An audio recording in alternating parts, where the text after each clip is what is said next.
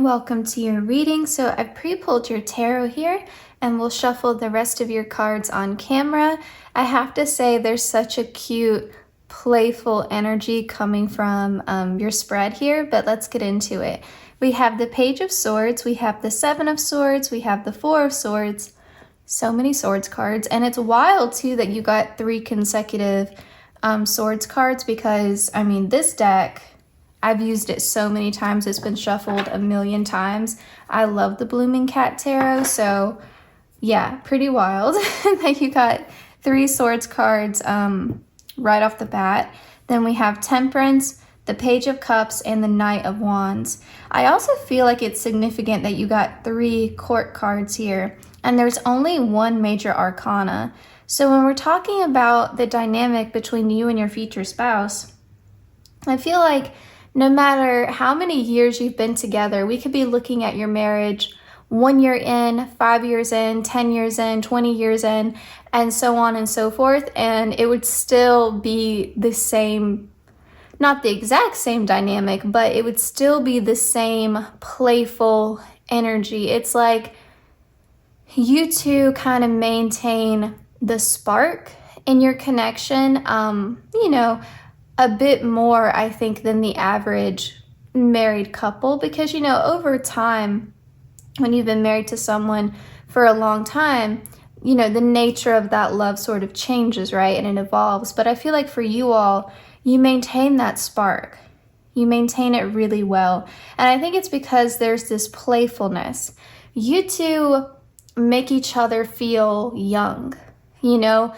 And I think it's because there's this playful sort of banter between you two, this lightheartedness. You two love to joke around with each other. You would also be, and this is a more specific message, but you would also be the type of couple that plays pranks on each other. With this Seven of Swords, like there's a little bit of a sneakiness, and it's very playful here next to the Page of Swords. It's like, you know, liking to, you know, just tease your partner or prank them, or, you know, you would be the type of couple to get each other like a gag gift, you know, kind of thing, or, yeah, like just being really silly. You know, if you have children, you may like, you know, use your kids to like prank your husband or your wife, whatever, but it's just a super cute energy here. There's a lot of playfulness, and, I think also it's so nice to see this playful, fun energy between you two, but then we have Temperance and we have the Four of Swords. So it's really nice to see that on the flip side of that, you feel so comfortable with this person, you feel so at ease with this person. So it's like, sometimes you two may roast each other for fun, or give each other a hard time, or tease each other, or prank each other, or joke around, and there's this silliness, but then you're able to do that with each other because you feel so comfortable with the other person, so at ease with the other person. There's a genuine friendship there as well, and you two just get each other, and you know where that line is, right? And I mean, you have to know someone really well to be able to joke around with them and prank them or tease them, right? Because you don't want to cross a line, right? Like you want to make sure it stays fun and it doesn't veer off into being hurtful. And so you all are able to do this because you know each other so well, because you have a deep connection, because you're so comfortable with each other, you get each other. And so I really like to see that. And so, yeah, I feel like you feel very relaxed with your future spouse. You don't have to feel like you have to, necessarily always be at your best. Like this is the type of marriage where, some people may say like, oh, you need to maintain the romance, so you shouldn't, this is going to be gross, but like you shouldn't burp in front of your partner or something like that. And it's like, what am I going to do? Like not burp in front of them for like the rest of my life? Like what if I have like acid reflux or something? Very silly example, but you get what I'm saying. And so, I feel like you just feel so at ease with this person, even early on in your marriage. Like there's no need to, try to be on your best behavior, I guess. You can just be relaxed with them. And with the Page of Cups, I feel like that's echoing this playful flirtatiousness. And there is something about being with them that makes you, like I said, feel young, feel youthful, feel like life doesn't have to be so serious, right? And with the Knight of Wands, I feel like you do push each other in a way. You encourage each other to sort of get out of your comfort zone a bit. They may be more adventurous than you, or it could be that they're more adventurous in a different way. And so they encourage you and you encourage them to, get out of your comfort zone, try something different, try something new. I feel like you two are also probably the couple that's going to travel together. I could see that as well. And with the Temperance card here, I also feel like this may be a sort of, not necessarily opposites attract. I don't think it's, I don't think there's that much of a difference between you two. However, I do feel like you two balance each other out in a really nice way. So I don't feel like you guys are total opposites. I do feel like you two share a lot in common. But I do feel like where maybe you're a bit more introverted, they're a bit more extroverted, where their temperament is maybe a little bit more fiery. Maybe you are a little bit more of, this air sign energy kind of thing. So I feel like you two do have a lot in common, but there are certain differences where you do help, sort of balance out the other person, if that makes sense. Let's go ahead and get some more information about this dynamic. But I think we're off to a really good start. Group 1.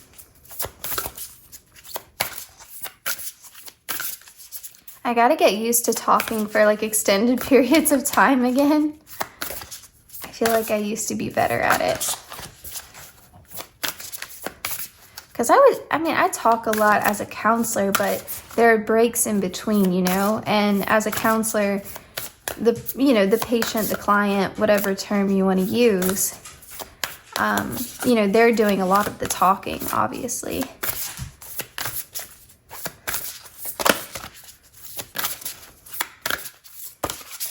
Oh my goodness, this is taking a minute. I might cut out some of this shuffling.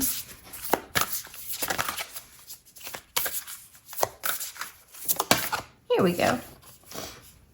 We have new beginnings, revival, renewal, and romance. Yes, I just feel like the spark doesn't die out. I feel like you guys keep that fire going, and there's going to be, periods in your marriage where you two kind of reignite. I don't want to say reignite because I feel like the spark is maintained, but it's like you throw some gasoline on it, Like I feel like you two always have this energy between you two, but I feel like you all, or I guess the both of you, make an effort to keep that fire going. So it's like, yes, there's naturally this spark that exists between you two that doesn't die out, but then you two are both still putting in the effort on top of that. So you end up having a really strong marriage as a result of it. And, you know, I feel like part of this also is that you two, I think, have a bit more of a non-traditional view of romance. I feel like some people may look at your marriage and say, you two seem more like friends than lovers, or, you know, you two tease each other so much, or they may mistake that playfulness for you guys like genuinely arguing or fussing or something, but it's like, no, like we're just having fun with each other, we're just joking around. But some people may not get that and may think you guys are actually like bickering with each other. So some people may just not get it. But I feel like for you all, you know, that banter that you have back and forth really also fuels like your physical intimacy with each other. And so I think, you know, it's really good to see, like, yes, there's this natural chemistry between us, this natural spark that remains consistent, but also we are putting in the effort. You know, if we start to feel like we're drifting apart, or one of us is being like overly consumed with the work or the kids or whatever, life, you know, the other one's gonna say like, hey, it's time for a date night, you know, kind of thing. So I really like to see this card. And all of that red too, I mean, the passion, right?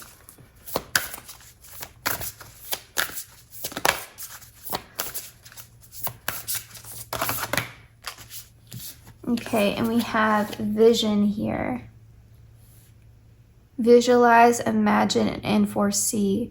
You know, I think also part of what makes this marriage strong is that both of you sort of have this mentality of like, I know you're my person, I know that you're the one, and that's it. You know, like neither one of you questions it, or, you know, some people are like, I love this person, but is it practical to be married to them? Or, you know, they make a pro and con list, or they overthink it kind of thing. But I feel like in your connection, it's sort of like, I can't explain it, I just know it. I just know that this is my person. It feels right in my gut. I feel like both of you are sort of like, it's a gut feeling kind of thing. It's an intuitive kind of thing. I just know that I was meant to spend the rest of my life with this person. And so because you have that faith, because you have that almost like unshakable belief that we were meant to be together, that fuels that commitment. And, you know, so if challenges arise or anything like that, you just deal with them. You know, like both of you are willing to problem solve.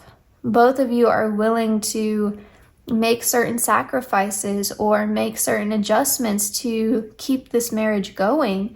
You know, as the years progress, you don't know what's going to come up, right? All sorts of, you know, unforeseeable things could come up. And yet we foresee that we're going to be together regardless. We're going to make it work regardless. This is a forever love. You know, it's not just we have a contract on paper together. This is a forever love. And so I think you two being aligned in that way, you two both having the same attitude towards your marriage, is also going to strengthen it, okay? Now let's get back into the dynamic between you two. Okay, group one, what's your role in the marriage? What's your role in the marriage? We've got the cute little hedgehog. Aren't you adorable? And also this cauldron. What is your future spouse's role in the marriage, group? Group one. I may have called you group two. Group one. We've got spider web. I'll get one more for them since you got two cards. And we've got book. Okay, this is super cute. You know how hedgehogs will do that thing where they sort of roll into themselves? And they're like this cute little like furry spiky ball. I think it's just so adorable because I feel like you tend to keep your feelings, keep your true thoughts close to your chest, right? You're not the type of person to go share how you feel to everybody. You tend to be a little bit more cooler. You're not the type of person to go ask everybody for advice or share your life story with everybody. You're a bit more closed. And it's nice to kind of see that mirrored with your future spouse here, because they are also a closed book. They're not an open book. And so, like I said, there are these similarities between you two where you get each other. If you have gone through something or you're feeling some type of way in your marriage, you may not be immediately ready to talk about it seconds after it's happened.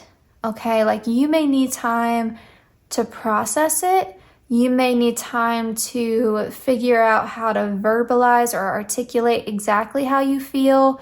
You may need time to process it just to understand for yourself, why am I feeling triggered in this moment? What about this is making me uncomfortable? You like to have space and time to self-reflect before you try to talk about it. And you are also, a bit more private, especially when it comes to your relationship. You don't like to share everything that's going on in your marriage with everyone, you don't tell your family, your friends, whoever, all of your business. You think that if you share too much with too many people, you get too many people giving you advice, too many people giving their input, and you don't want to color your family or friends' perception of your future spouse because you're upset with them in that moment, or disappointed, whatever, with them in that moment, and you are, not feeling positively towards them. Because you know how that goes sometimes. Like if you only share with your family or friends when you've had an argument with someone, your romantic partner, over and over again, your family and friends are going to think that your romantic partner is a jerk because they're only hearing the negative stuff, right? And so I feel like you're aware of that, and you don't like to have, everyone in your business, really. And so your future spouse is either the same way or they respect you enough to say, like, okay, future spouse, group one is really private. And so because they're like this, I'm gonna, maintain that privacy. I'm going to protect our marriage. And so either they're the same as you or they just respect you, in your desire to keep things between the two of you. So if there's any conflict or disagreement or challenges, you guys just keep it between you two. You resolve it between the two of you, and you don't, go and get everyone else's opinion about it, okay?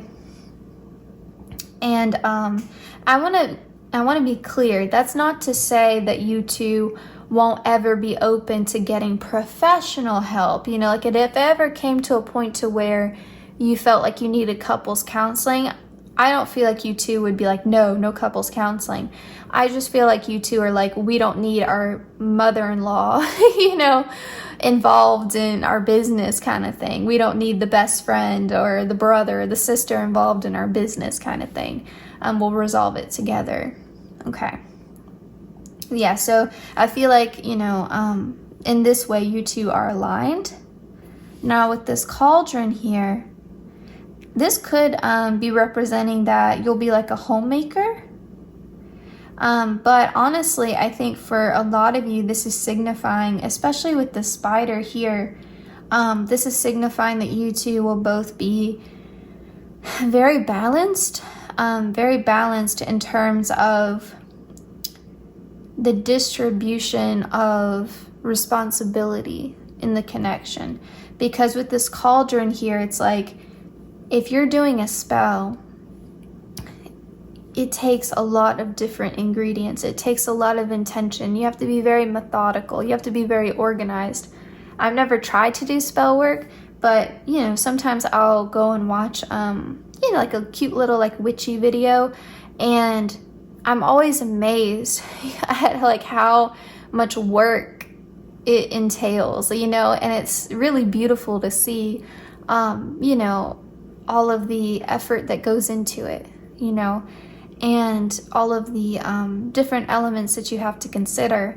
And if I think about a spider, like how intricate is this web, and how long does it take the spider to build this web? And it's amazing too if you see large spider webs, and you know, if it's a very windy day, how they just move with the wind. They don't collapse like you think that they would. And so I love this between the two of you, because it feels like both of you are hardworking. Both of you are willing to put in the effort on the day-to-day, like not just the big stuff, but on the day-to-day, you're both willing to put in the effort, because you know, that stuff matters. You know, if one person is always having to do all of the household chores, even if you are a stay-at-home parent or, you know, a homemaker, whatever, if you have to do everything involving the home, it gets to be overwhelming. It does. Or if you work outside of the home and then you come home and nothing's done, that is also stressful. And so, you know, or if you choose to be a stay-at-home parent and your partner goes to work and you do all of the child rearing, I mean, that's not possible either. You know, just because you stay at home, you know, at some point you need your co-parent to co-parent, right? And so, you know, I like that.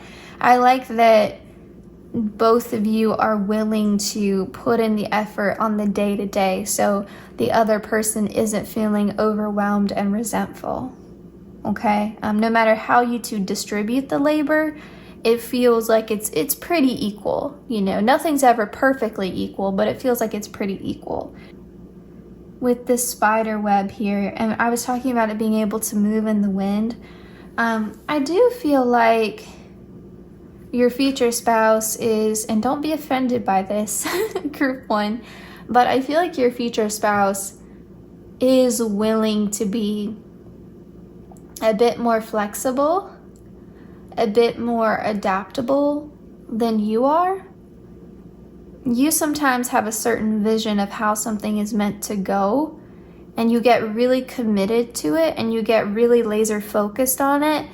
And if it doesn't come to pass, I feel like you can sometimes just put too much pressure on yourself, and you can get anxious about it, overwhelmed about it. And I feel like your future spouse is a little bit more go with the flow than you are, just a little bit more easygoing. I feel like in that way, they help calm you down. Because remember I was saying, I don't feel like you two have the exact same temperament, but I feel like you balance each other out really nicely. I think sometimes you're a bit high-strung, and your future spouse is able to bring you back to center.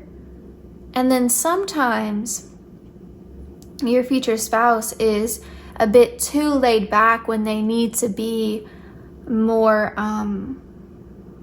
they need to advocate more, or they need to be more action-oriented, or they need to be firmer in their position. And that's when you kind of push them. So I feel like, you know, in that way, you two really help each other. Okay, we have Diamond, Heartseed Crystal, Golden Age Wisdom, DNA Activation, Lemuria, Priestess Awakening. Wow. I like how it says Diamond, Heart, Seed, Crystal here. You know, because typically when people get married, they do exchange diamond rings. If you don't want a diamond, that's okay. But I feel like this is signifying for us, when you two do get married, it sort of spiritually up-levels you. And I feel like, you see how this dolphin is going through this rainbow here, and this other dolphin is coming through to meet it. it's almost like one of you tends to be maybe a little bit more, I don't want to say pessimistic. One of you tends to be a bit more of a realist, and the other one tends to be a little bit more of an idealist. And I think one of you tends to be a little bit more pragmatic, whereas the other one takes, you know, a little bit of a softer, gentler, go with the flow kind of approach. And so you two meeting in the middle, it's like you two are both stronger, both more adept at handling life and life's challenges because of your union together. That's why I say, like, it's not quite opposites attract. You do have a ton of stuff in common, but yet where your differences lie, it's really significant because you push each other and you help each other to be better. And so I think this is a very healthy partnership, a very healthy partnership.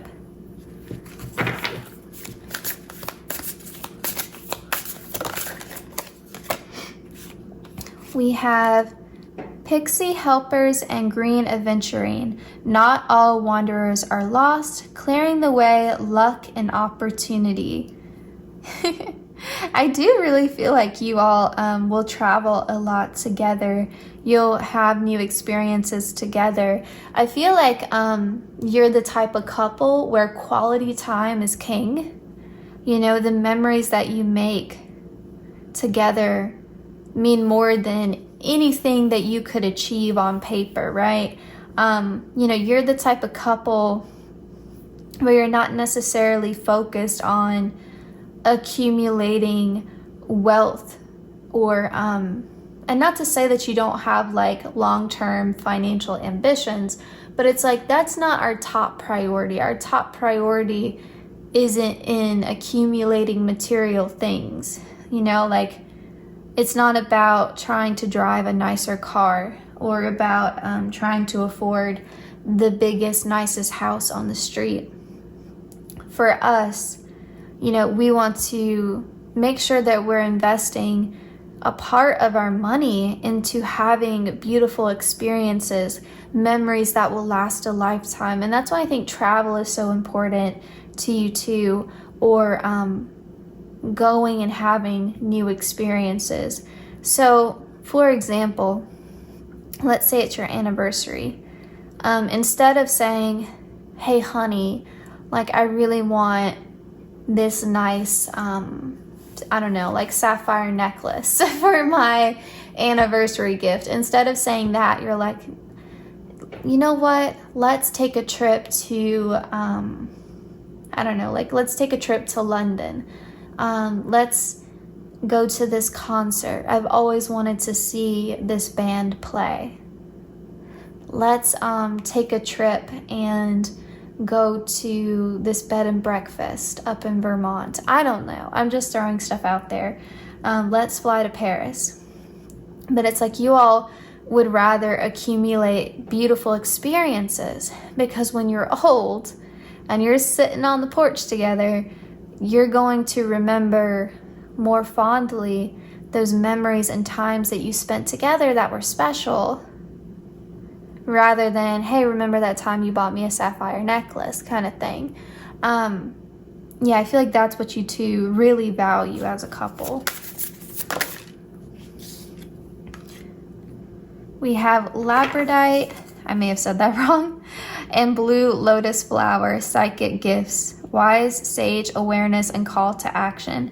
Yeah, I mean, this whole connection carries soulmate energy. And I'll say as well, we've kind of gotten this message over and over again. Almost like this connection will spiritually elevate you two. It's very possible that you two share a joint soul mission, that you get more psychic intuitive downloads when you're with this person. You know, the veil is thinner, you know, like however you want to put it. But it feels like you're more attuned. You're in greater alignment. you have more potential for abundance by being together. And then we have the Empress tree as your bottom of the deck, catalyst for change, clarity, freedom, and unbinding. And I mean, the Empress is all about receiving infinite abundance, right? Being receptive to blessings and, you know, birthing new things into existence, creating something from nothing, receiving blessings. And so, yeah, I mean, I feel like your future is very blessed with this person, very blessed with this person. I think you'll find, honestly, that life becomes more manageable, a little bit gentler, a little bit softer when you're with this person. And I think it's because you have a true partner, someone who's willing to be there by your side no matter what.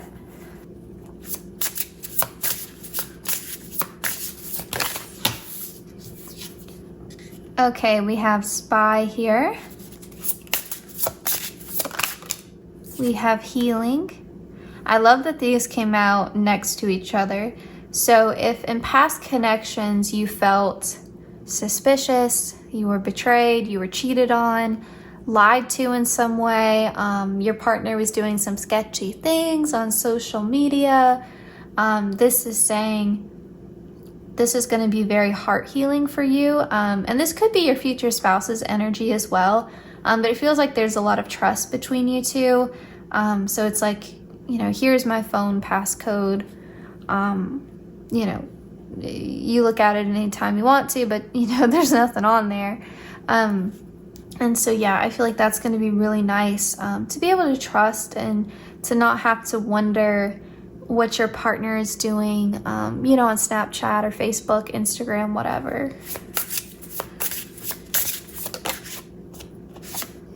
Chemistry. We talked about this a lot in the very beginning with your tarot, right?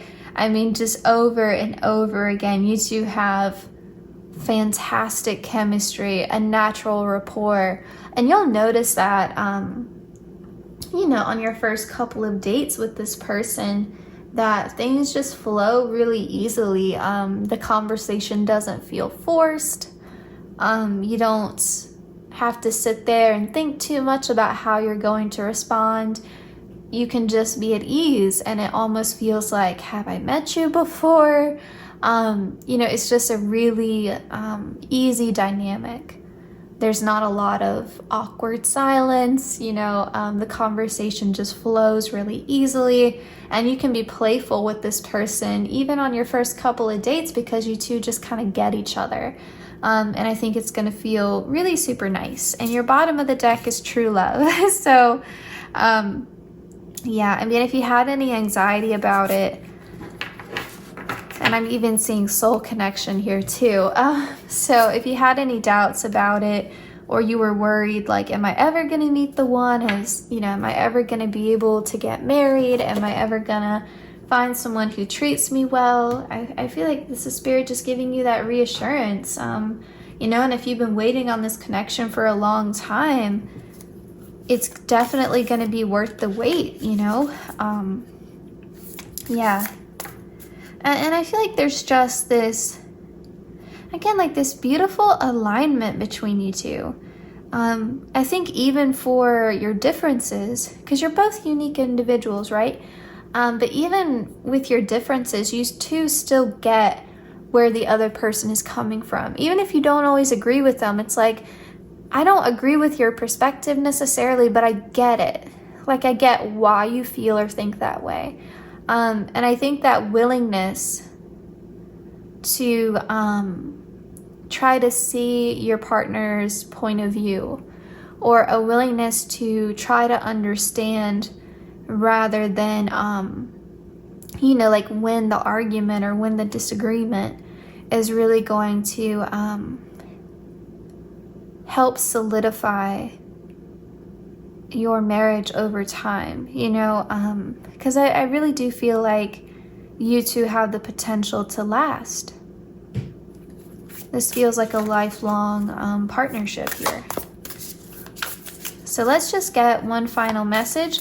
This is going to be from your future spouse's higher self. If they could share a spirit cat message with you, what do they want you to know right now, you know, just in your life? What do they want you to know? Okay, we have meditation here. Look at how cute he is. So cute. And it's funny too, the way this cat is kind of closed in on itself. It reminds me of the hedgehog we saw earlier in your reading. Okay, meditation. Meet Chutney. One day after a particularly deep meditation, he began to radiate and float. He loves to simultaneously be fully present in his body and his spirit.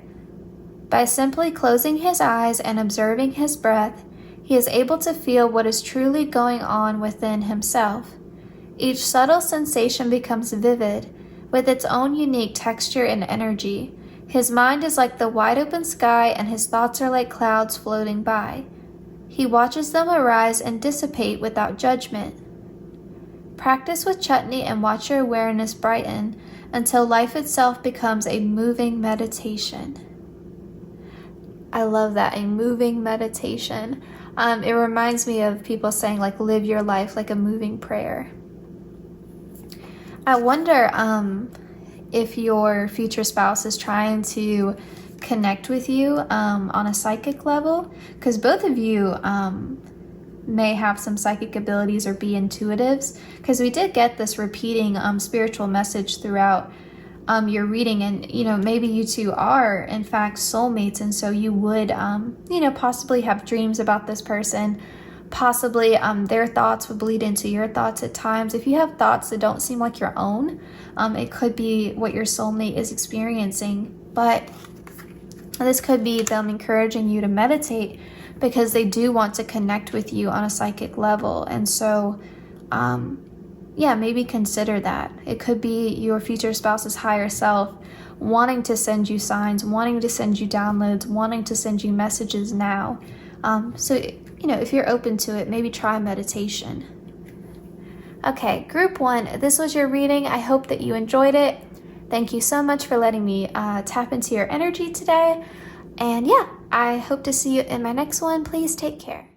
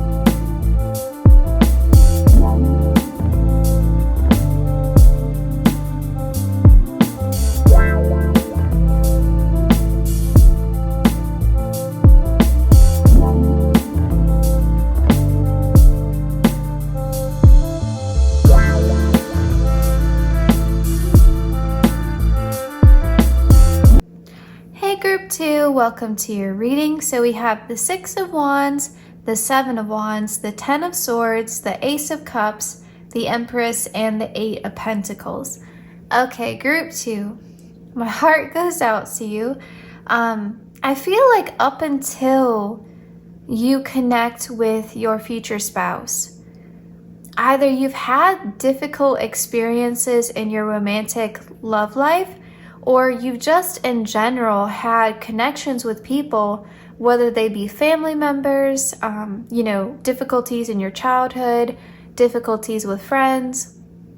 But it just feels like over and over again, you've had these hurts, these wounds, these disappointments, these betrayals, you know, these unhealthy relationships where you gave it your all, you tried your best, and over again, you were just hurt. And it was like starting over from scratch, almost like having to repeatedly heal yourself and repeatedly try to protect yourself from,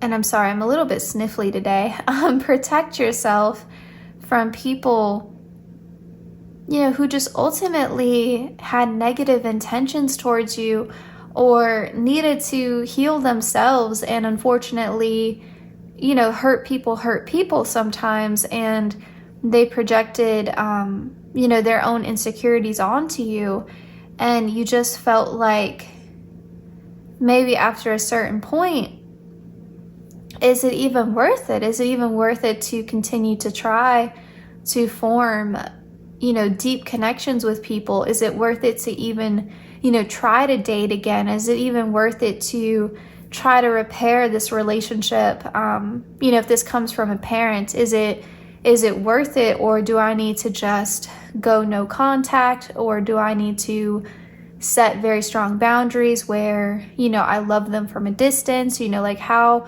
do I navigate this? Because I can't keep getting hurt over and over again. I can't keep putting myself in a position for that. And so it feels like the main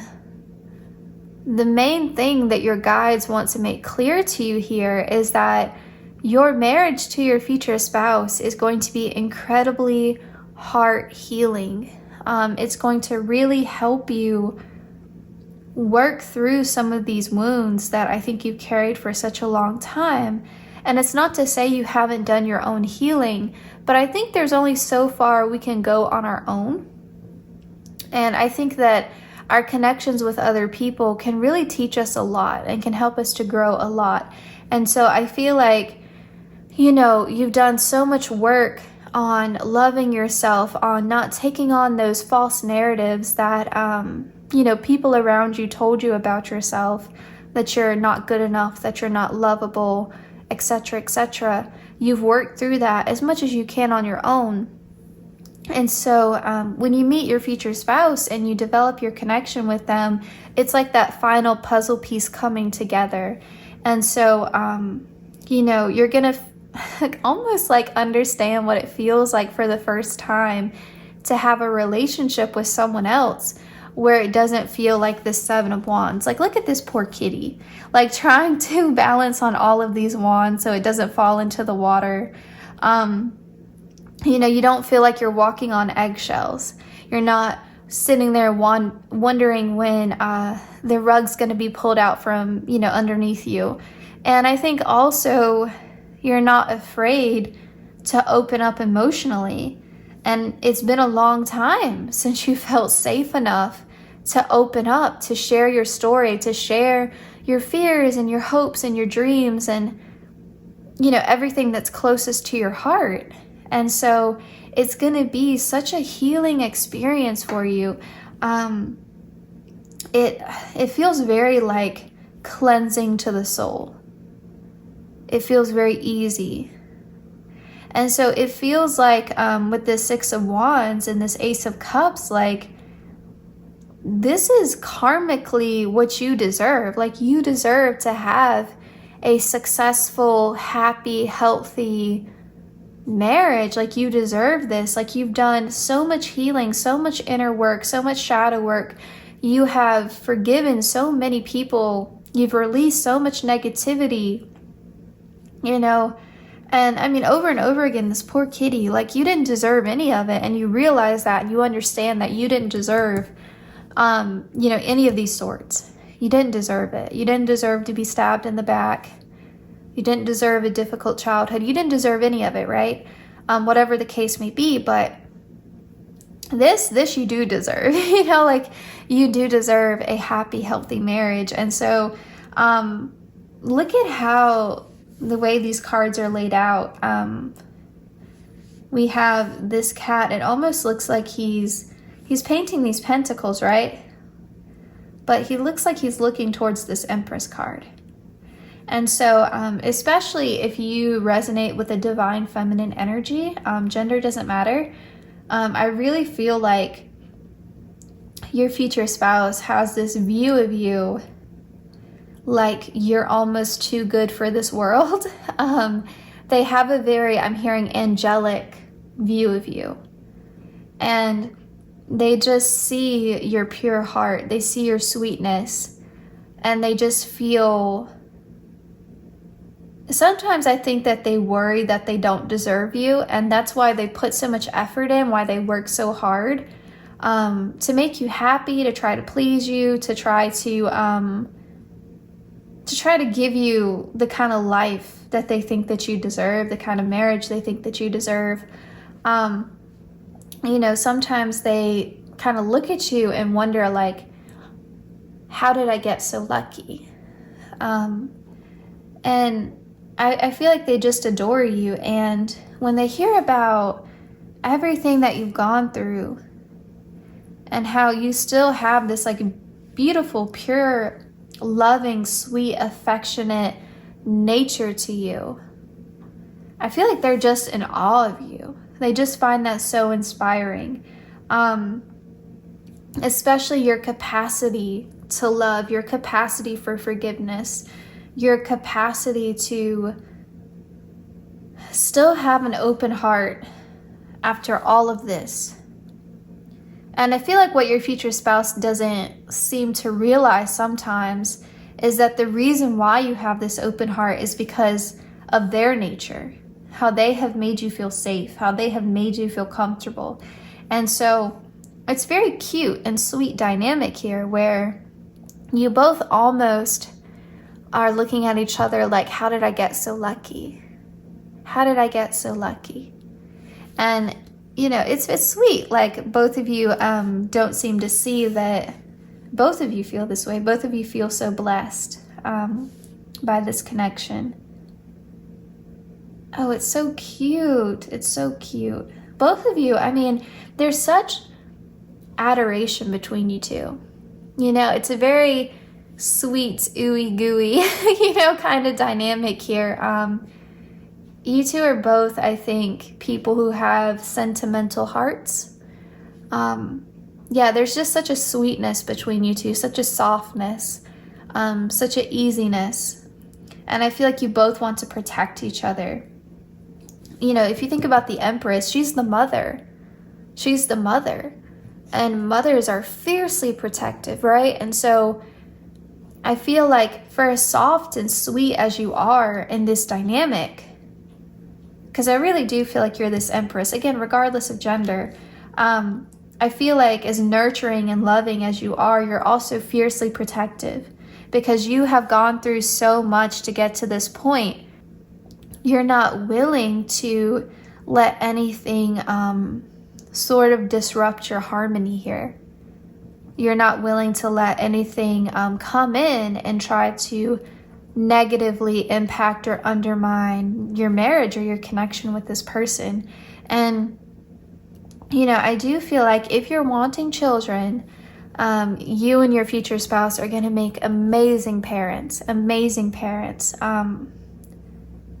You two would have this sort of marriage that almost makes it difficult for your children to date, or your child to date in the future, because they would compare their relationship to their parents' marriage and say, my parents were like true love. They were like soulmates. They were, you know, always so like happy. And, you know, it's like they want that same level of commitment, you know, like they would want a love like that.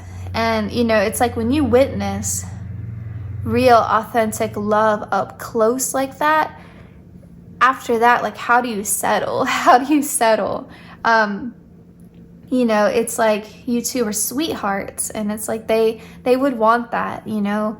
They would say, you know, like, this relationship's okay, but it's nothing like the love I saw between my parents. Like, I want that kind of love. And so, I don't know, it's very sweet. I actually want to get a couple more tarot cards for you all. I don't know why, I'm just feeling called to. Let's see. We've got the Four of Wands. Yeah, I mean, look at how cozy. Look at how intertwined. I feel like I can't stress to you how sweet and loving you two are together. I do feel like you two are probably the couple to show PDA in public, and not in a gross way, but you're the couple to hold hands, you know, to walk closely together. You know how you see some couples walking together and it almost looks like they're not even together? I was dating a guy and he told me that, you know, his parents had gone through a divorce, and his mom had said even on her honeymoon, she should have known that their marriage wasn't going to last because, you know, her husband kept walking like 5 paces ahead of her. Like, he wouldn't slow down his pace to walk with her. He always had to rush ahead, and he was always leaving her behind, and he just wasn't willing to slow down. And she would try to keep up with him, but I guess he was a tall guy and it was kind of hard for her to like match, you know, his stride, but he was always leaving her. She would look around and be like, where'd he go? You know? And she's like, even on our honeymoon, he wouldn't slow down and hold my hand. You know, he was always rushing. And she was like, you know, as small of a thing as that was, it like should have indicated to her, in her mind, like looking back on it, hindsight is 2020, you know, like my marriage isn't going to last. You know, he's always rushing ahead of me. He's always leaving me behind. And yeah, and their marriage didn't last. So yeah, I like this coziness between you two. And I feel like everyone can see it. You know, everyone can see your love. Like, they can feel it. You know, there's an energy in the room where you can just feel the love between you two. You know, and you're the type of couple that could exchange a look with one another, and it just tells everything. You know, it's like you two can have a whole private conversation in a room full of people just with a look. You two are just very attuned to one another in that way. We have the Seven of Pentacles. I feel like there's a lot of patience too. There's a lot of patience between you two. I feel like you all are very forgiving of each other. If, you know, one of you is having a bad day and you're not feeling your best, you know, the other person doesn't hold it against you. You're just very patient with each other, very forgiving of each other. You don't hold a grudge. You know, you guys don't let resentment sit and fester like that. You kind of accept that, you know, this person is human just the same as I am, and they have flaws just the same as I do. And so you don't expect perfection from each other. I feel like you two both have very reasonable expectations of each other. You two can almost tell what the other person is thinking. And I believe this is because you two have such a deep emotional intimacy between you two. You two have so many like heart-to-heart, deep conversations that over time you just get to know each other so well that it becomes easy to sort of anticipate how the other person is going to react to something. And I think it makes it easier to resolve conflict or to even avoid conflict. And I feel like also this connection, this marriage, is going to teach you both a lot about love and about relationships and about self-acceptance and, you know, all of the things that make for a healthy, happy life, not just a healthy, happy marriage.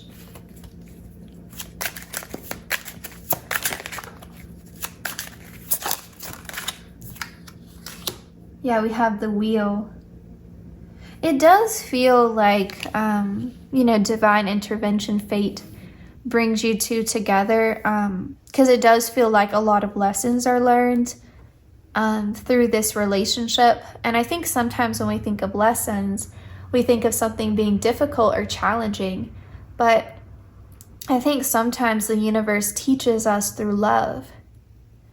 It doesn't always have to be a challenge. Sometimes a lesson is delivered in a softer way. Sometimes a lesson is delivered through the experience of love. And I feel like that's what we were picking up on in the very beginning, where I said this connection is going to be a healing experience for you.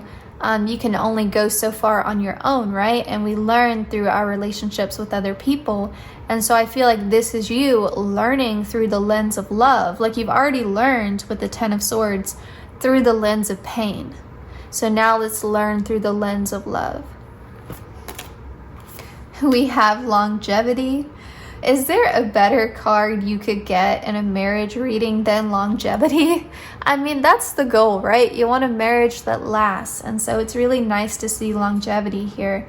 With the pine cones also, I'm thinking of fertilization, especially given that we have the Empress card here too. So if you're wanting children, especially if you're wanting a big family, or, you know, it's really important to you to have children, I feel like this is confirmation that this can be possible for you in your marriage. You know, if that message doesn't resonate, just leave it.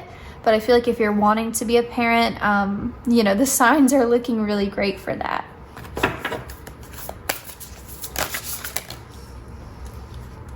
We also have authenticity, integrity, intimacy, and expression.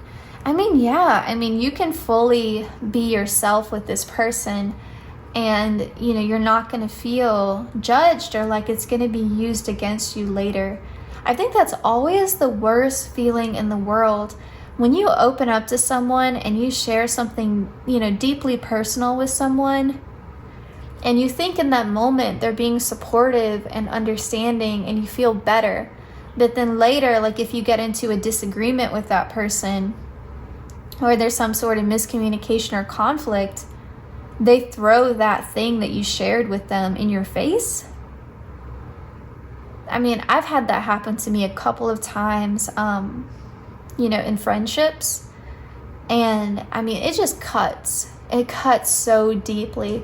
And then you feel like moving forward, I can't share with this person I thought that I trusted, this person that I thought genuinely cared or understood. Now I feel like I have to have almost like a surface level friendship with them now, because are they going to do it to me again? Like, that's your first impulse, is to throw that in my face.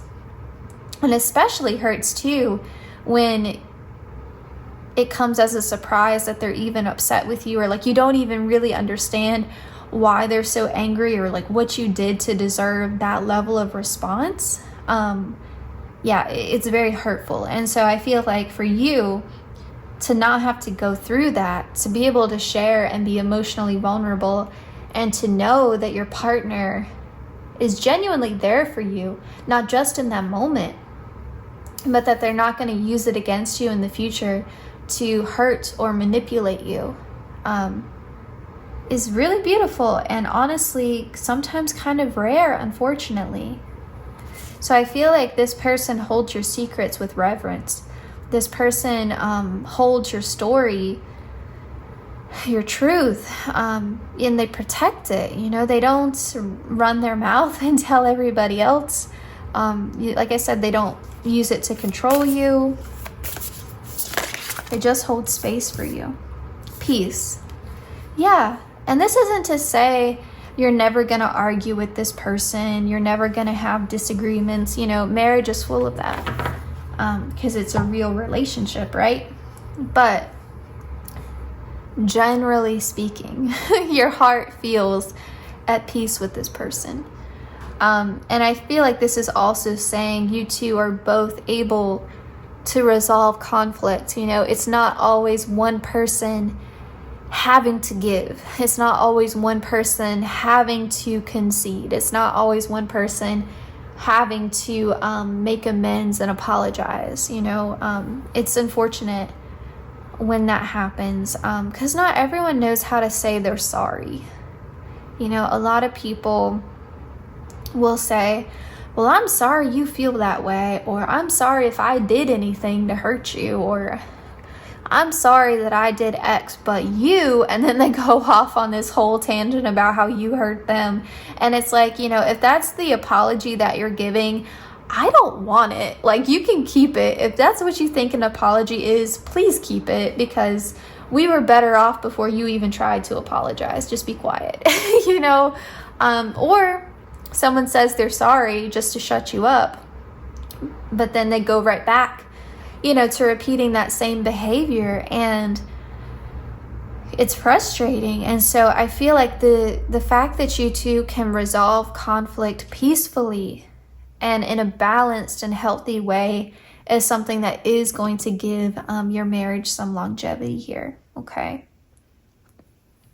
And I also feel like this peace card also relates to this authenticity card, because when you're able to let your guard down and just be free with somebody, that's going to feel so much more easy, so much more peaceful than trying to carefully discern what you can share and what you can't share, okay?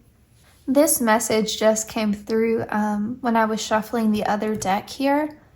I also feel like when you two talk to each other, you almost speak in like softer tones than you do with other people. I'll give you guys an example of this. So I noticed when my husband is playing games online with some of his friends, his voice sounded so different to me. And so I asked him, I said, so do you speak in a softer voice with me, or do you speak in a deeper voice with your friends? Like, and I don't know if it's necessarily like a deeper voice. It was just, I don't know, it was just different. It wasn't as soft. I don't know a word for it, because it wasn't harsher exactly. It was just different. And he was like, I definitely speak in a softer voice to you. And I kind of noticed that as well, because I started to then observe myself, and I was like, you know what? I do actually speak in a softer tone with him than I do when I'm talking, you know, with my friends, or, you know, just with other people. And then I almost started to notice it was like my counseling voice at work. You know, when I'm in a counseling session, I definitely tend to speak softer. And I was like, that's just kind of interesting, you know, how sometimes even the tone of voice or the volume that we speak at, you know, or even like our cadence is different. Or even like our nonverbal body language is different when we're around certain people. And so I do feel like, yeah, there's just overall a softness, a sweetness here to your dynamic with your future spouse. Okay. Now we have selenite and willow tree. I love selenite. I don't know why, it's just so pretty to me. But anyway, we have goddess spiral, rites of passage, dreams, and support. Selenite is like a cleansing crystal. And so you can put other crystals on it and it will clear the energy. You know, and then you're able to, you know, use it, and, you know, it's like recharged or whatever. I'm not a huge crystal person, but I do know that selenite is cleansing.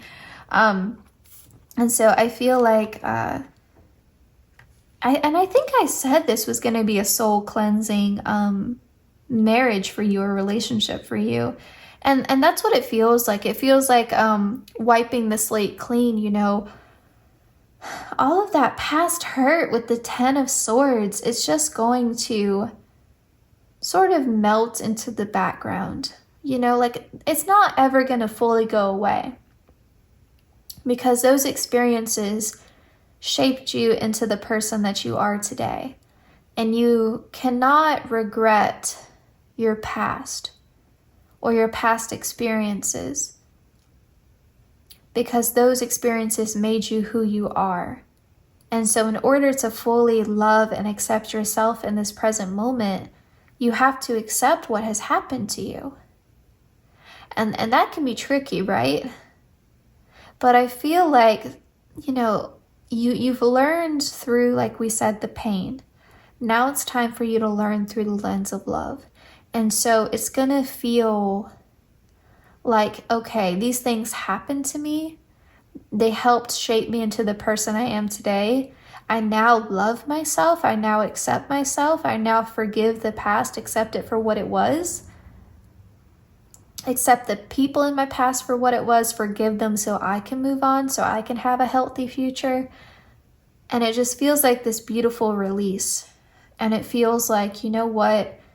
All of that happened, but now I can fully embrace love, both, you know, in my connection to myself and in my marriage. And so it just feels like this beautiful, fresh page, this beautiful new chapter for you.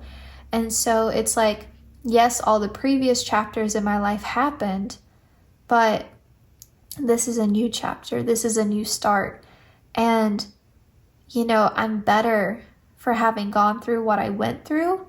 And I can say that because I love myself fully in this moment. But moving forward, I know the past doesn't have to repeat itself. And so you're not carrying a ton of emotional baggage from the past into your marriage. You're not, you know, projecting any fears onto your partner unfairly. And then we have Amber and Dawn Redwood, Wild, Druid, Tree Keeper, Perception versus Reality. Perception versus reality, Tree Keeper. I feel like for some of you, you may have never really witnessed a healthy, happy relationship up close. You may have never seen an example of a happy marriage in your childhood. There may be many divorces in your family. It could be that for whatever reason, you had this self-limiting belief that this was just never going to happen for you. And so it feels like we're rewriting the story here. We are not repeating the mistakes of our parents, or, you know, we're breaking a cycle here. Our past, you know, again, doesn't have to dictate our future, kind of thing. I will also say with this card here, you know how sometimes we have these really negative thoughts that kind of, you know, even if we don't want to have them, they're almost like intrusive and it's hard to shake them. You know, you might start to get in your head and overanalyze your partner's behaviors or what they said, or latch on to something and think, you know, they're being unfaithful, or they don't love me like they used to, you know, like things that just get under our skin. And, you know, those thoughts aren't facts. You know that they're not healthy. You know that they're limiting. You know that they're negative. I feel like if that's something that you've gone through before in your past, I feel like know that that will eventually melt away as this connection progresses, because your future spouse is going to show you time and time again that they are trustworthy, that they are genuinely in love with you, that they do have good intentions towards you. And so those negative thoughts, you know, eventually will fade into the background. And I think those negative thoughts come from your past experiences, that 10 of Swords.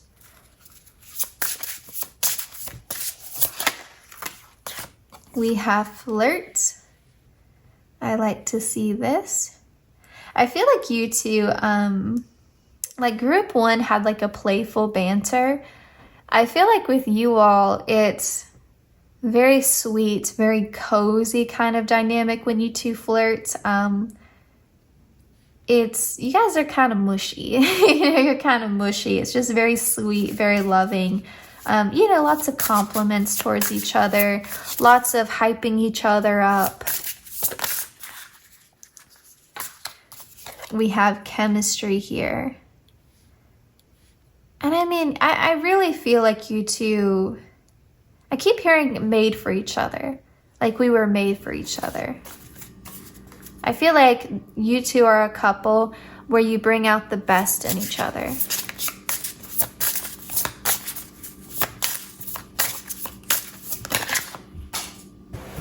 We have mystery. I do think this connection will evolve at a slower pace, especially because you've been through that 10 of Swords. I almost feel like you're going to be really hesitant, really careful about opening up because of your past.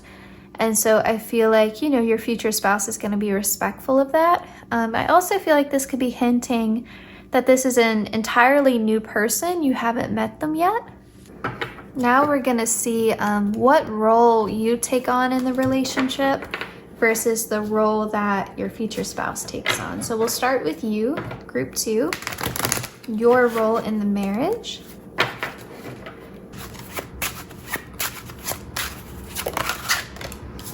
We have apple. You're definitely the apple of their eye. We got that in the very beginning with that 8 of Pentacles looking at the Empress card. You are the apple of their eye. Like, they just adore you. They really do. And I also feel like you're quite, it's cute because you know how they say an apple a day keeps the doctor away? Like, you are so healthy for them. You are so good for them. But then on the other side of that, you think about apples, you think about temptation. And so it's like, you're quite seductive to them as well. They're very physically attracted to you. Also, though, with the apple, I think of wisdom. And I think you have a lot to teach this person as well. So they're going to help you heal your heart, but you have a lot to teach them as well. You have a lot of wisdom. And so I think, in some ways you do take on the role of the teacher as well. You help them learn through love as well. So it's very balanced here, which is really beautiful. What role does your future spouse take on in the relationship? Group 2. We have eye. Yeah, I mean, you are the apple of their eye. It's so cute. They just love to look at you. Group 2. They are very physically attracted to you. They're also very energetically attracted to you. And like I said, like, they do tend to put you a bit on a pedestal. They just have so much admiration for you as well. I almost wonder if your future spouse is an artist in some way.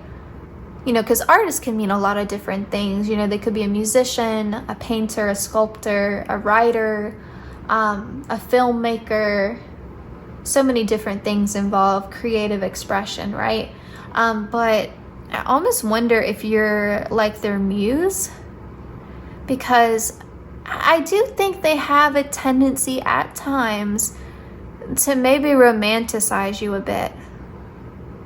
But I really feel like in the beginning of your relationship, they may look at you through rose-colored glasses. They just see you as such a pure-hearted soul. And if they have known people before who were quite the opposite, I feel like that just emphasizes it to them. Like, you're a good person and you have this good heart and you have this purity in your soul that they think is quite special. And they look at you like you're just almost like this mythical. It's so wild to them that someone so sweet and kind could exist. And I wonder if your future spouse was starting to feel a bit jaded, maybe, or they were just starting to feel like, kind of down about how self-serving people can be at times, if they were becoming disillusioned with love, and that is part of why there's this dynamic there. But yeah, they're very inspired by you. So you may end up being like their muse. And to be clear, they're not just taken in with your physical beauty here or your physical attractiveness. It's deeper than that. They're falling in love with how beautiful your soul is, as corny as that sounds, but you know, it's not just your physical appearance, it's your energy, it's how you make them feel. And I think that you help them kind of see the goodness in the world again. I'm hearing like Black Beauty by Lana Del Rey. You know, if they were starting to feel, again, like disillusioned, feeling maybe a bit pessimistic about love, about connections, I feel like you help them to remember that there are souls out there whose intentions are good. I also feel like, because now I'm being taken to this apple again, and thinking of the core of the apple, I feel like they see you for the magical person that you are. Like, they see how special you are. They see how rare you are. And they appreciate that. You know how sometimes with like fine art, not everybody gets it? It's like they get it. They see the value in you. And it's like, how could anyone have overlooked? How could anyone have not seen what a kind and wonderful and sweet and, again, like magical person you are? So they see you down to your core.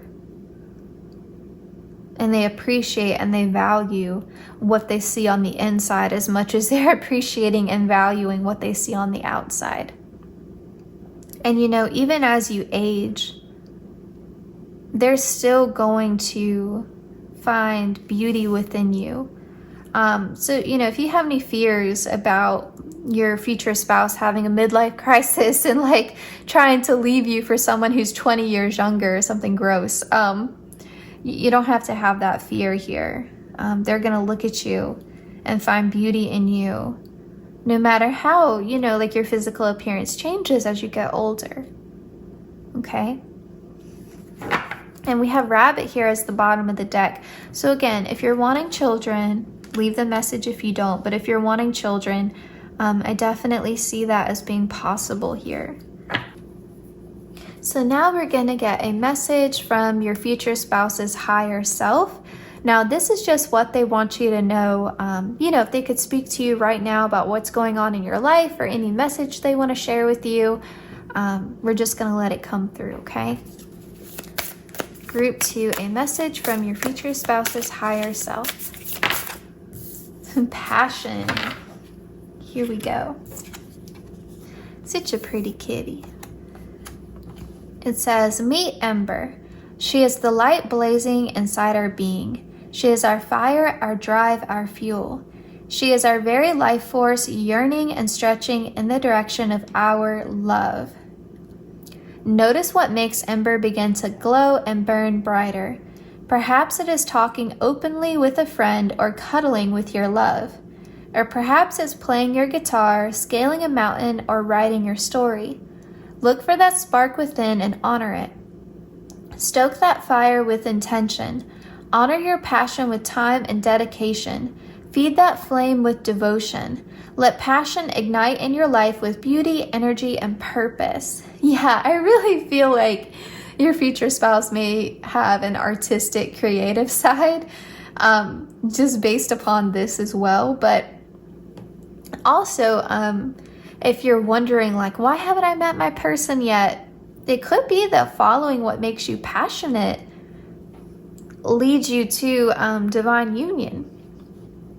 I wonder if maybe you and your future spouse share a passion, and that ends up being how you meet with the Wheel of Fortune here.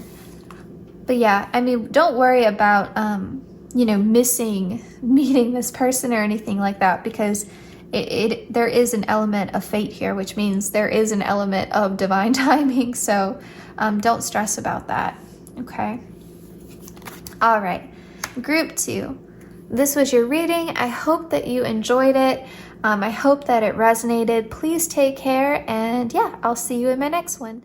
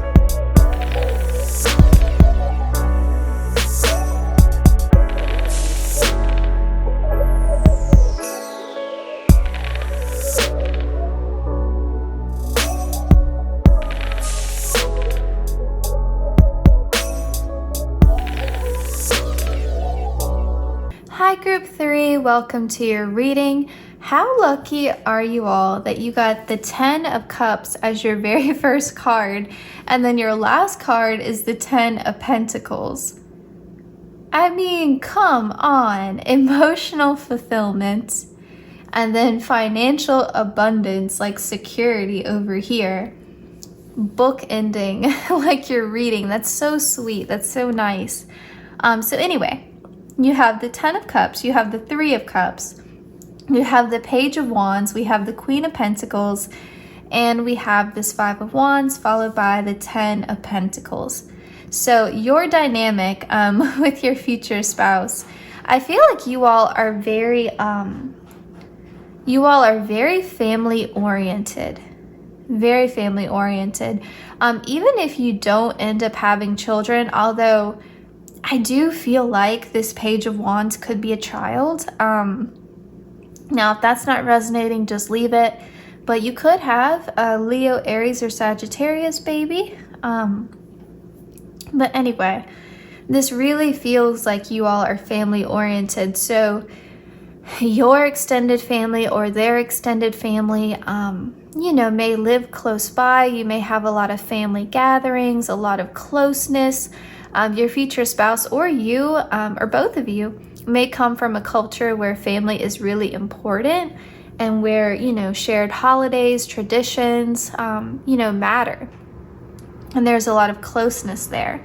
It could also signify that you have a lot of mutual friends. You have a lot of like couple friends, and you go on, like group dates together. You're friends with your neighbors. It just feels like you guys have a full household, you have friends coming over, you have family visiting. Maybe your family lives close by or their family lives close by, but it just feels like there's a lot of togetherness, and it feels like you're the couple that hosts a lot and that enjoys hosting, that enjoys socializing, that enjoys, getting together with others. And so it just feels like you're the couple that works hard but also plays hard, and it feels like you have the financial means to do so, because that's a part of it. Like hosting a gathering can be expensive. You got the food, the decorations, and all that stuff. And so, it can take some money, right? And it also signifies that you have a home that's conducive to hosting and, having family or friends visit, so you have a guest bedroom, you have enough space, to have a big dinner party, that kind of thing. But it just feels like you all enjoy having a house that's a home, like you both enjoy having, having like meaningful gatherings, making memories in your home, having laughter and joy and, life in your home. And so, it's not just the two of you. It feels like there's a lot of togetherness, and that you both enjoy socializing, that you both enjoy, having close family, having close friends. You guys both really value connection, not just with each other, but with the other meaningful people, in your life. And if you're not close with your family, it could be that their family becomes your family. And maybe that's something that you've always wanted, that you never had before, and that becomes really special to you. So let's say, maybe you had a really bad relationship with your mom growing up, or maybe your father passed away when you were young, something like that. And then your mother-in-law or your father-in-law becomes, close to you. And that becomes a very healing thing for you, because now you had something before that you always wished for. That kind of thing. And if you have a child, I really see a lot of play dates. I see a lot of cousins playing together. It just feels like both of you have the same values, the same priorities, and both of you really, again, value connections with others. Yeah, I almost feel like you two have the dynamic of being a power couple as well. You just kind of seem to have it all from the outside perspective. You have almost like an Instagram perfect life from the outside. It just sort of looks like you two have the best of both worlds. Like there's this financial success and security, but then there's also this emotional fulfillment and happy family times and, gatherings with friends. And so you two seem like a power couple. You seem really abundant, really happy, really joyful. And with the Queen of Pentacles here, her garden is abundant, right? Like that's why she always has the bunny here.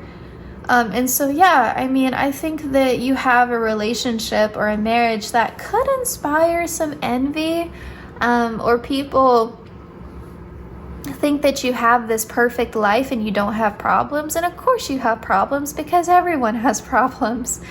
But it does feel like you're very blessed. It does. It feels like you're very blessed. You have a lot to celebrate. You have a lot to be grateful for. You have a lot to be thankful for.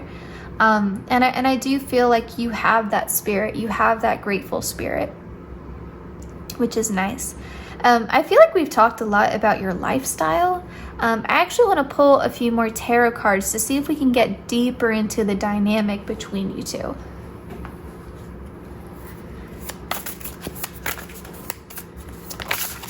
Let's see what we can get.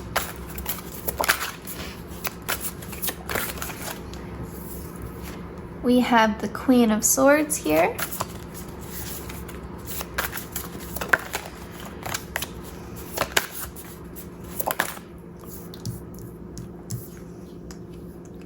We have the Seven of Wands.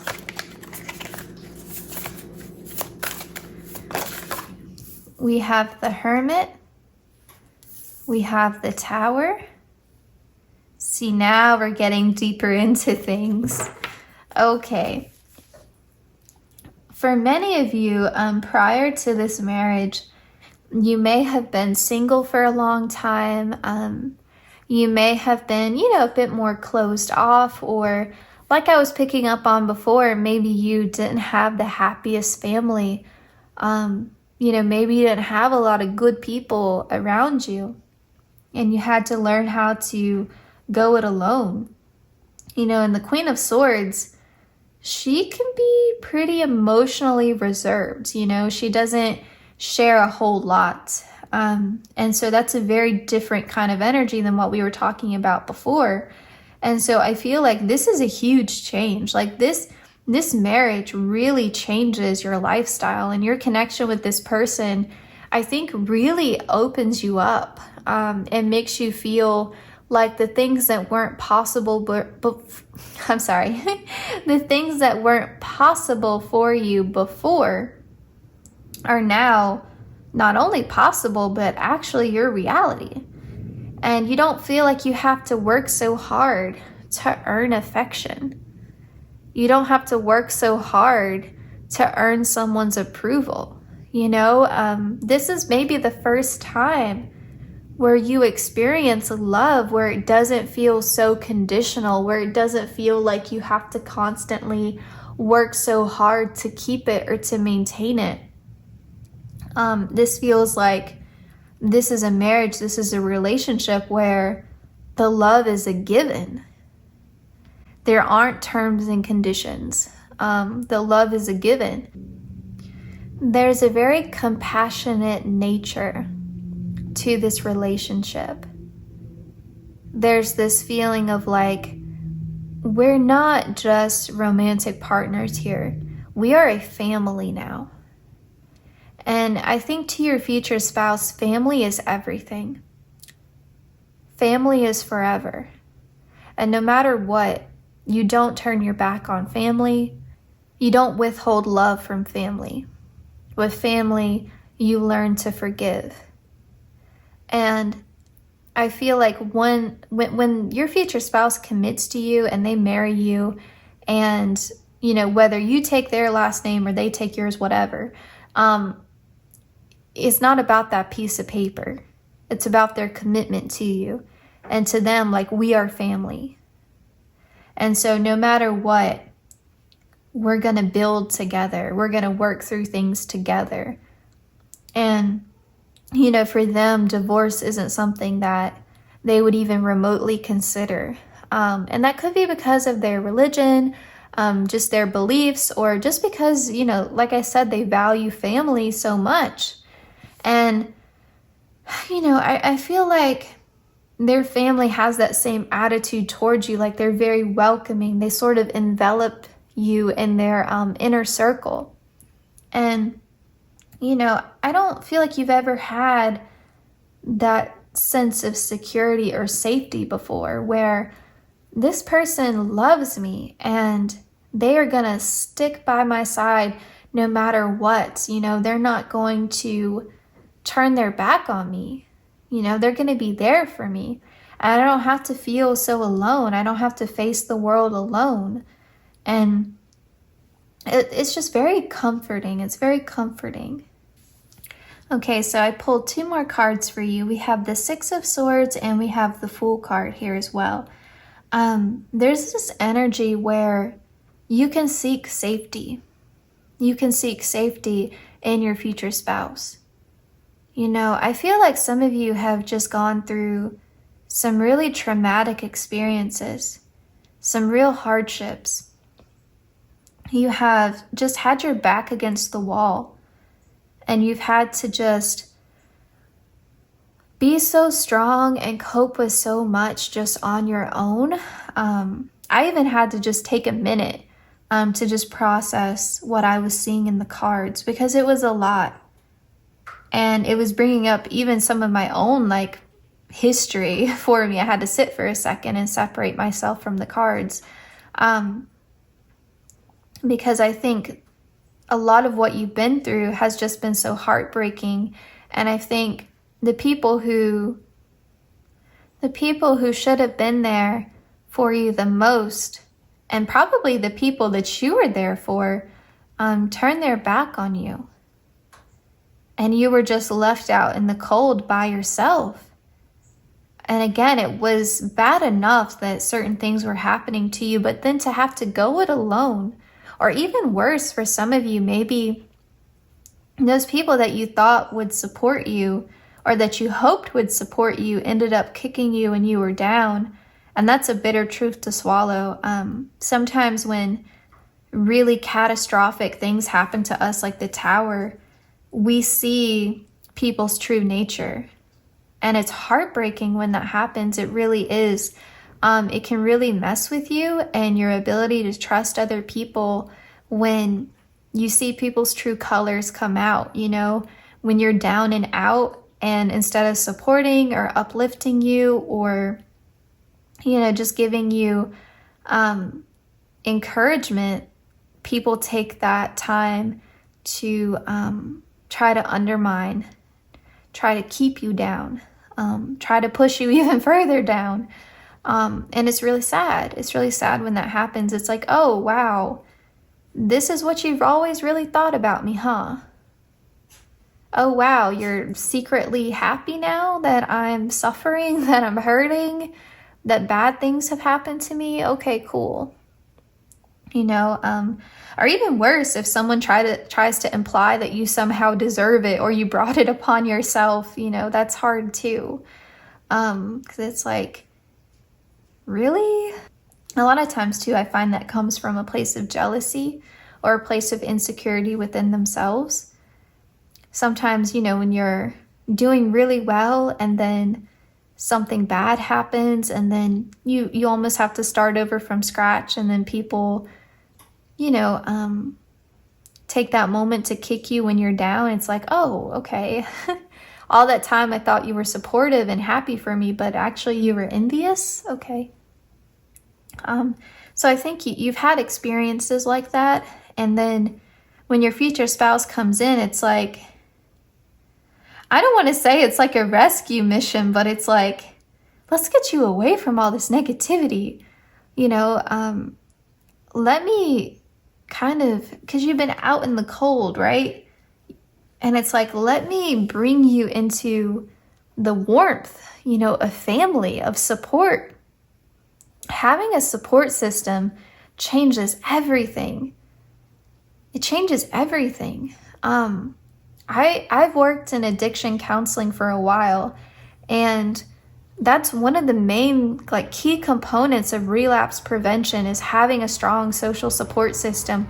What you can achieve when you have a strong social support system is so different than trying to do everything on your own.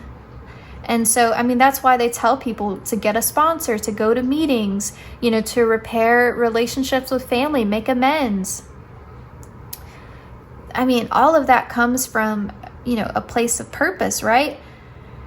And so I feel like that's going to change everything for you. It's like, yeah, with this Hermit card, you were doing the best that you could on your own. But what you can achieve when you have support is going to astound you. And I think you're going to appreciate it so much more, because a lot of people take their family or their friends or their support system for granted, you know, because they just think, especially family, like, oh, family's always going to be there for me, so I can act any kind of way and family's always going to be there for me. But for you, I feel like you haven't had that safety net. You haven't had that support system.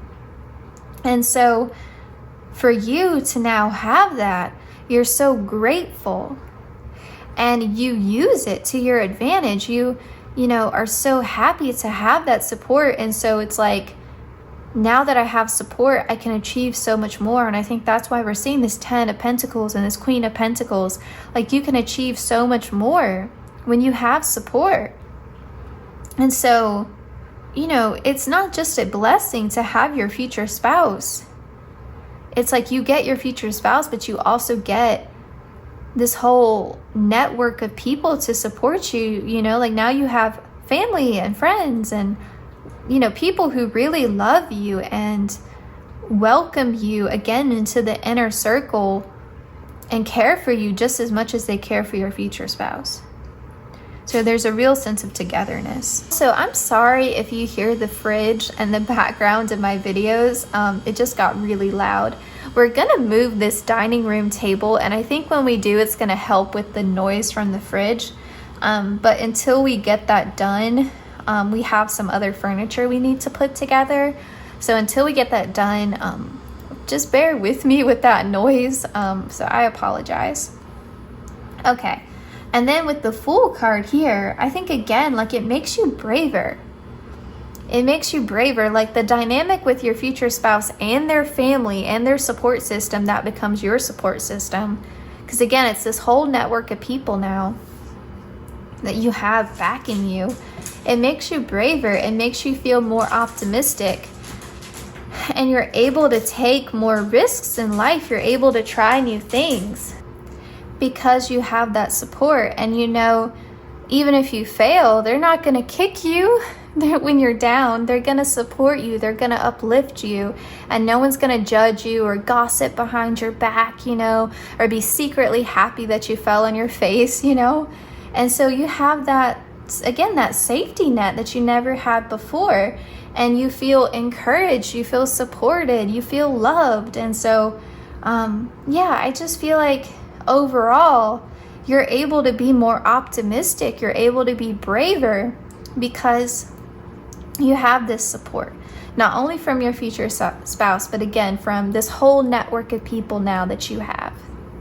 Let's get more information about the dynamic between you and your future spouse. I know we've gotten some additional messages, but I mean, they were good messages. I think you needed to hear them. I feel like Spirit wanted to give you some reassurance that things are going to get better.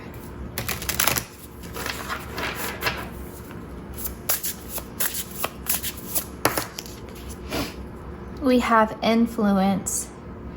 Yeah, I mean, I feel like your future spouse is going to be such a positive influence in your life, whereas before, people have just been a negative influence. I really feel like you've had people in your life try to undermine your self-confidence, try to undermine your love for yourself, your self-esteem, your self-worth. I just feel like you've been taught a lot of self-limiting beliefs about yourself. You know the saying, like, do you have low self-esteem, or are you just surrounded by a bunch of jerks? I feel like you've been surrounded by a bunch of jerks and you think you have low self-esteem, but really it's just this negative influence. Because if you're told over and over and over again that you're not good enough, or that you're not capable, or that you're a failure, or that you're not smart, or you're not pretty, or you're not funny, or, you know, whatever negative thing, over and over and over again, especially as a child, if this goes as deep as childhood, eventually you start to believe it, right? You start to doubt yourself. You start to question yourself. You may have had, this may have come from family or frenemies, or both, or even past romantic partners too. Yeah, this is going to be a soulmate connection. And I think it's because your future spouse and their family, friends, they help motivate you to step up to achieving your soul's purpose. If there's something you've wanted to do, but you've been too afraid to try, or you worried it wouldn't be practical, or it wouldn't be feasible, I feel like your relationship with your future spouse makes it possible, because you have the financial backing, but you also have the emotional support. Spark. So a lot of physical passion and intimacy here, but also a lot of, I'm hearing mental stimulation. I feel like intellectually your future spouse is really engaging to you. I feel like you guys are on equal footing when it comes to, you know, your intellectual level, your interests, your passions. I feel like you two really inspire each other. Passion, yeah, I mean, we just said physical intimacy. Yeah, there's a lot of passion between you two.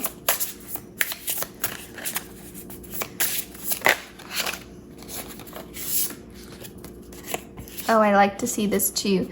Strings and control. Yeah, because I feel like before you've had manipulative people around you. You've had people try to limit you, try to push you down. Maybe you had partners before that were really manipulative, dishonest. And so I like to see that this isn't going to be something that continues to be perpetuated for you. You know, we can let this go. You see how like it's lined up with the Six of Swords? Like we're getting away from this. We're leaving this behind. This is a thing of the past.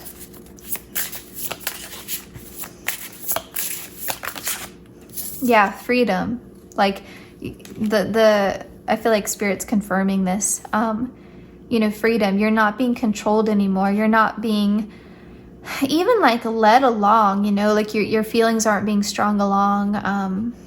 No one's trying to keep you down. You know, with the Fool card being here, your future spouse isn't trying to hold you back.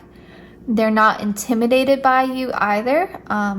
You know, your future spouse doesn't care if you end up making more money than them in the long run. So let's say when you guys get together, financially they're better off than you.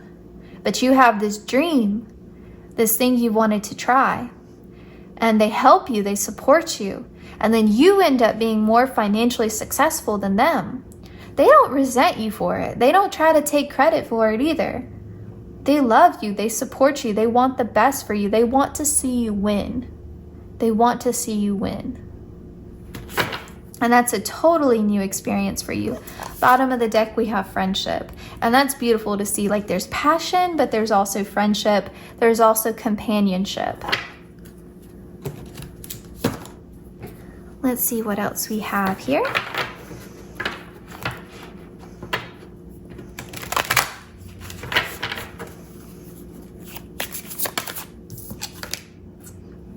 Oh, I can't say this. Apophyllite and Alemi? Probably totally butchered that. It says cleanse, lifestyle choices, detox, and nourishment. Like I said, I feel like the messages we got initially were all about your lifestyle. I feel like you're really going to enjoy the lifestyle that you have with your future spouse, and it's going to be totally different than the lifestyle you had before. And I feel like this is a very nourishing connection. Like, you two are each other's biggest fans, biggest supporters. You just encourage each other. And I think you both are ambitious and goal-oriented.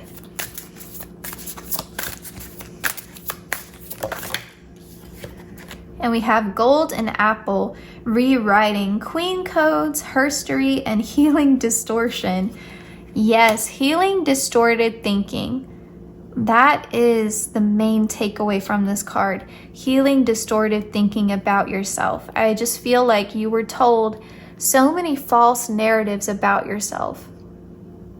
And a lot of times when people feel the need to undermine your self-confidence, is because they are intimidated by your potential and they want to keep you down. And I feel like that's the biggest thing about your future spouse, is that they want to see you win. They're not trying to limit your potential. They're trying to encourage your potential to being realized into something, incredibly great. And then we have Balance with Turquoise and Forget-Me-Not, cracking open, deep healing, and balancing karma. Yeah, I mean, what you're healing are those self-limiting beliefs, those negative cognitive distortions that kept you down. And, again, like, how big of a difference it makes to have people around you who support you, to have a partner who wants to see you succeed. And I'll also say, with the Queen of Swords and the Hermit card, and seeing this cracking open with the Turquoise and Forget-Me-Not, you may have gotten into the habit of keeping your dreams quiet, of not sharing your goals, of being afraid to say what you want, or being embarrassed to admit that you want certain things in your life because you face so much judgment. And you have faced so many people telling you that you'll never succeed, or honestly, like, making you feel bad for just having those dreams, for daring to have ambition, for daring to want more out of your life, for daring to believe in yourself. And so you may have started to keep those things quiet, but your future spouse is so supportive that you no longer feel the need to keep your dreams quiet. And in fact, your future spouse encourages you to openly, I'm hearing, I may pronounce this wrong, unabashedly? I can spell it, I can't say it. To go after your dreams without feeling embarrassed about it, without having any apologies. Just go after your dreams, and whoever wants to talk or speak negatively about it is just jealous that you have the nerve, the audacity to go after what you want while they're too scared to follow their own dreams.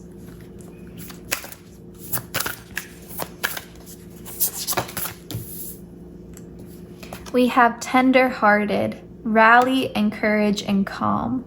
Yeah, rally. I mean, so much support and encouragement in this connection. And I also feel like your future spouse kind of has this energy of being a boss. Like, they seem like someone to not really be messed with. They seem like, they have that kind of leader, take charge kind of attitude. But I feel like with you, a softer, more vulnerable side to them comes out. We have Revel, Manifest, Charm, and Play. I feel like you two, remember how I said work hard to play hard? I feel like you two really value and cherish the time that you spend together. You're the couple that's always going to prioritize your vacations, the time that you spend together. You're always going to make that a priority. No matter how busy and hectic things get, you're going to find a way to make the time to spend together.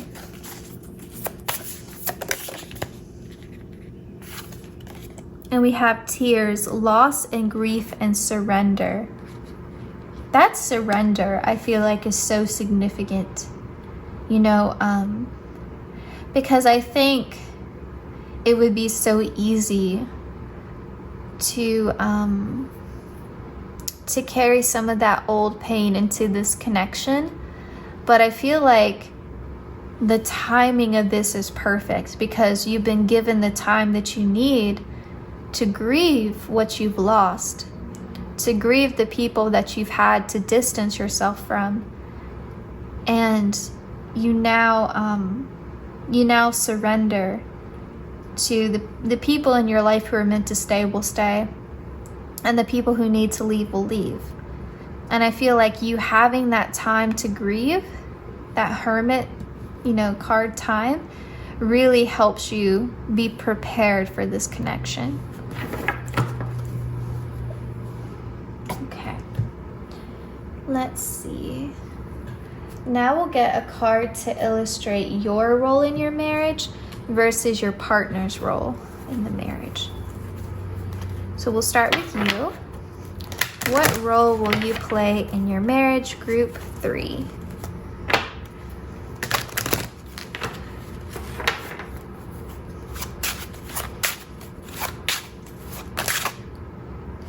We have house and we have teacup. I always like when teacup comes out because I feel like this is showing how you can view that cup as half full, or you can view that cup, you know, as being, you know, half empty. And so I feel like this is signifying that perspective change that you're going to have as a result of your marriage. You're going to become more optimistic, and you're going to have this sense of belonging that you haven't had before. And it's so beautiful to see when someone hasn't had a sense of family or support, and then they start to realize that they can create that for themselves. And you finding that in your marriage is so beautiful. So beautiful. So yeah, a sense of belonging, a sense of comfort. And I feel like you kind of take on the role also of helping to make your house a home. And I feel like that's something that's really important to you, of having a house that feels like a home. And so I feel like, you know, in your relationship, maybe you're the one who decorates a lot, you know, maybe you're the one who makes the space comforting, makes the space cozy. You know, how you're like the life of the home. You're the life of the home. And so you may enjoy playing that host or hostess. You know, you may enjoy that a lot. Okay, now we'll get into your future spouse's role in your marriage. We have pond. Oh, I like this a lot. I feel like you two are mirroring each other here. Like your future spouse is also contributing to this. They also value this, making your house a home. And I feel like they're reflecting this back to you, but also they help you see yourself very clearly, and they help you see the value that you bring to the marriage, and they appreciate what you do. They're grateful for what you do, you know, in support of the marriage, in support of the connection. And we also have mushrooms here. I feel like your future spouse is a real visionary, and they're not afraid to do something different. They're not afraid to be bold. They really are a leader, and I think that they inspire you in that way, because they have had that support their whole life that you have been craving. And you almost kind of see what a difference it makes when you have support versus when you don't. And so you know, like you were taught negative beliefs about yourself, your future spouse was taught positive beliefs about themselves. And so they become that positive influence to you. And then you see how much you can achieve when you have that positive support. But yeah, they're real visionary. Okay. They make you see possible in what you thought was impossible. Okay. Group 3.